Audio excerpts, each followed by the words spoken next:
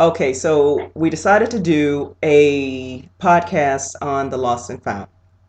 I'm Gil Right. Washington, and with me is. Frankie Kounouho. There you go, because I'd have butchered that last name. All right. So, why are we talking about the lost and found? The reality is, everyone has lost something. We furiously gotten caught up in our emotions trying to find it, and some things just don't need to be found. Why are we authorities on this? I personally have a background in communications, law enforcement, business planning, business analyst, a whole bunch of stuff. And I've lost a whole lot of things. I've moved around a lot. Lost my mom when I was 18. Lost a, what is it? It was a christening ring when I was about 9. Lost myself at one point, but now I'm back. And Right. Frankie's credentials are just as impressive, and they are, because I'm not going to say them. Well, what I was going to say to you is that you said some of the things that are lost should never be found. I was going to also say that some of the things that are lost are so gut wrenching that there is no possibility of it being found again. And we'll get into that. I'll get into that in a little bit. But as Gail has just said, we have all experienced loss. I experienced the loss of my son at the age of 4 in 2006. And no matter how many degrees I have, I do have a background in psychology. I've worked in the courts and so on, and I've been all over the place and did all kinds of stuff. But no matter how many degrees or how much travel or how much experience or life experience, work experience you have, when you experience loss, depending on what that we feel that we have lost, uh, there really are different uh, variances in how we deal with it, how we cope with it, and how we move through it. Yeah. So, Gail, I know that we talked about welcoming people to the lost and found, but I think that one of the things that we want to touch on just briefly is when you come and you experience our conversation, I would implore people to think about the different levels of loss that they may have experienced in their life. Some people have never lost a child. Some people have never lost their mother. Some people have never lost their christening ring. I didn't even have a christening ring. When you said that, I was like, well, heck, I did lose a necklace once. I did lose a necklace, but I replaced it because, yeah, it wasn't that significant to me. But when you said that, I was thinking, I was like, wow, there are so many variances in loss and how we are affected by, because clearly you mentioned the christening ring, that Right. affected you somehow. Well, my And I'm dad not yelled laughing at me, because so yeah. I, I'm not laughing at the fact that it affected you. I thought that was kind of interesting. That's a whole different level of loss. And when people say loss, they automatically think the loss of a loved one or a pet or something like this. Yeah. But loss is it can be anything. And I think the latter part of our loss is the found. Um, as you stated already, some of the things that we lose, we may not need to find Don't it. need to find them. But I think if you look at the word find, or in our case, we're going to say found, um, there is some sort of clearing at the end of loss where you do find something. Right. And, right? So I was just thinking when, I'm sorry, I had to go back to the christening ring. I don't know why that tickled me, but I'm curious, and I know we probably don't want to dive into it just yet, but I'm curious. What did you find after you lost your christening ring? Like, what was the discovery after you lost your christening ring, and you went through that season of that particular loss? I discovered that 8-year-old Gail does not like being yelled at, and that my dad had a really big voice, and he's from that generation of do as I say, not as I do, and I don't care about your feelings.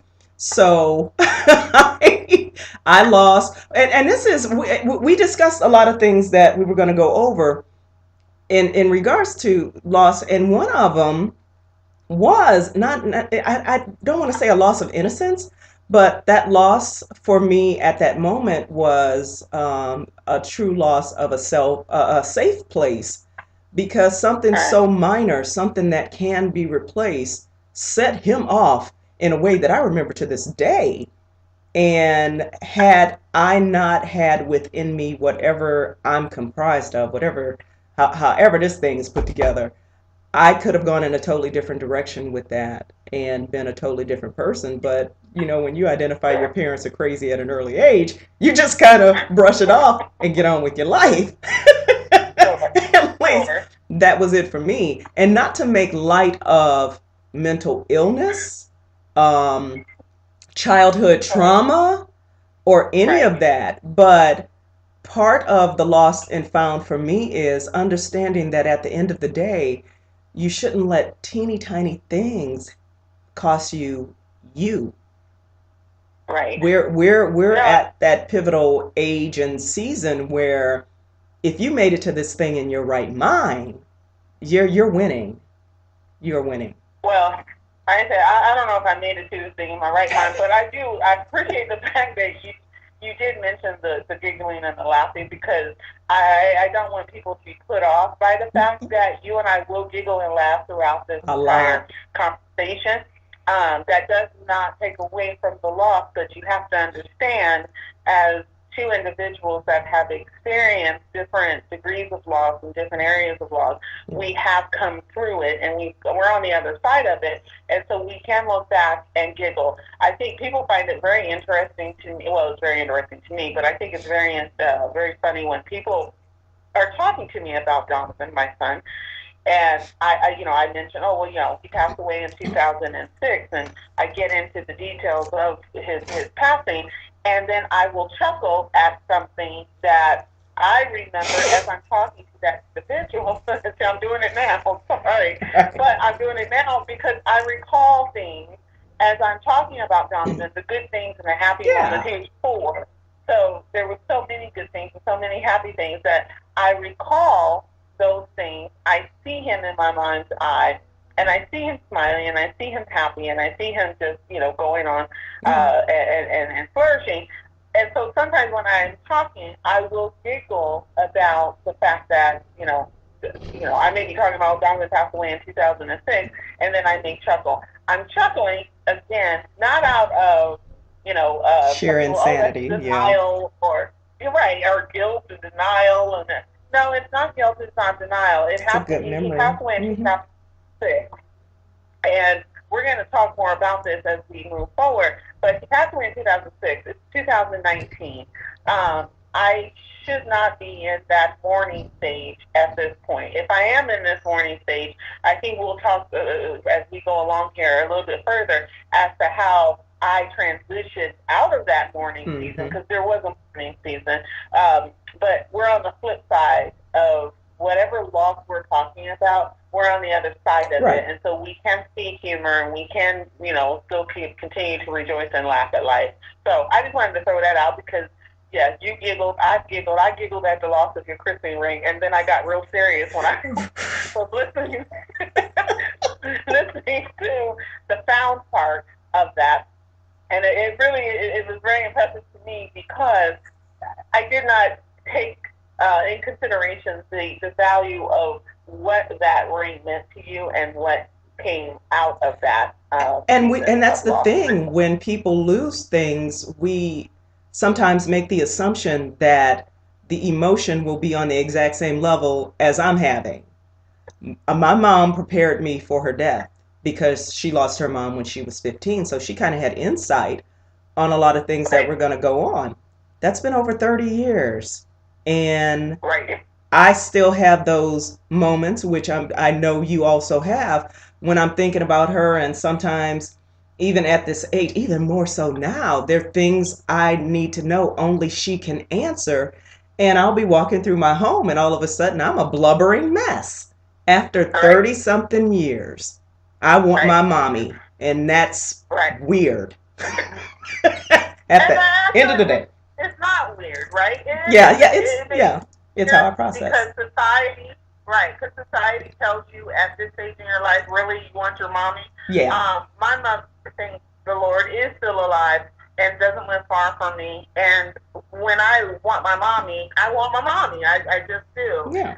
So I can relate to that aspect, and there's nothing weird about it. But I do have to tell you something that's kind of, excuse me, quirky and funny. And I stopped apologizing to people about this. Sometimes, and it just happened, I'm not even joking, like 3 days ago. I'm in a store, and I don't know if I told you this, but I was in the store, and there was this lady, and she had 3 kids with her, and they were all little, but her son appeared to be around 4 or 5 years old, which Mm-hmm. obviously was the age of Donovan. And so he just kept talking to her, kept talking to her, kept talking to her about how he wanted this particular toy out of this store, and she said, no, you can only have this one toy. And so he was like, well, I really want this one too. And he's going on and on. And I burst out crying.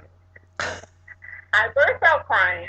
The lady standing behind me with her kids. Her kids are now looking at me like, okay, what is this about? And of course, she's like, maybe I should take my children Complete and fear. leave the store.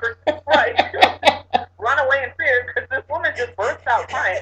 And when I say burst out, I mean I burst out crying. I started crying.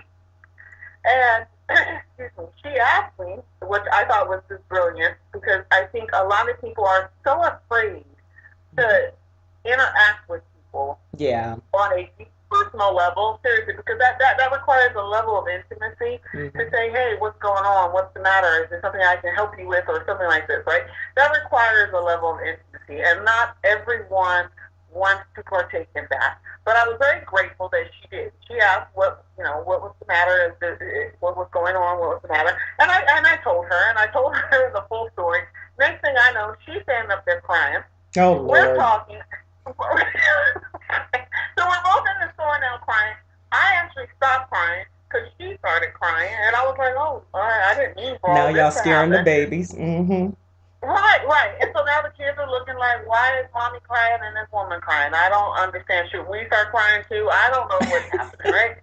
And so when I stopped crying and she's still crying, I started giggling because, again, as I have already said, Jonathan came back into my forefront, and I just heard him giggling, and I heard him laughing over the fact that I've now caused this woman to start crying.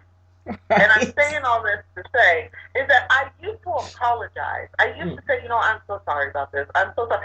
And I said, why am I apologizing? Right. Is it not a natural reaction when we are hurt and hurting or sad and feeling that sorrow of missing someone or even something? Uh, is that not a natural reaction to cry? You would Uh, think.